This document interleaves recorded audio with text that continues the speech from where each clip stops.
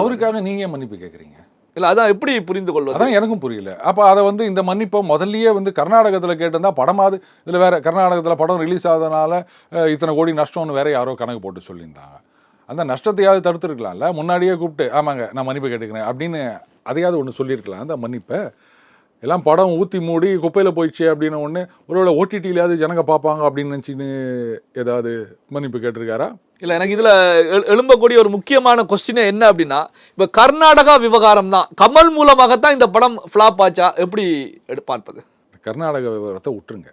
அந்த எனக்கு தெரிஞ்சு நான் என்ன நினைக்கிறேன்னா, இவங்க வந்து இந்த பிரச்சனையெல்லாம் கலப்பினதே அப்படியாவது படம் ஓடுமா அப்படின்னு பார்க்கறதுக்கு தான், வேற ஒன்றுமே கிடையாது.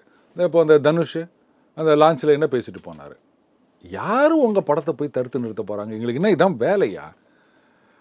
ஊ அப்படி இப்படின்னு பேசின உடனே பார்த்தீங்களா ரசிகர்கள்லாம் அப்படியே வீறு கொண்டு இருந்து, இப்போது அந்த தக் லைஃப் படத்துக்கு ஒரு கமல் ரசிகர் போட்டிருந்தார், இவங்கெல்லாம் இப்படிலாம் பேசி நிற்கிறாங்க, இதுக்காகவாது நான் இந்த படத்தை 10 தடவை பார்ப்பேன் அப்படின்னாரு. கடைசியில் அவரே என்ன பண்ணிட்டார், ஐயோ ஒரு தடவையே என்னால் பார்க்க முடியலையே அப்படின்ட்டாரு. என்ன பண்ண போகிறீங்க நீங்கள்? என்னங்க விளையாட்டுதெல்லாம்?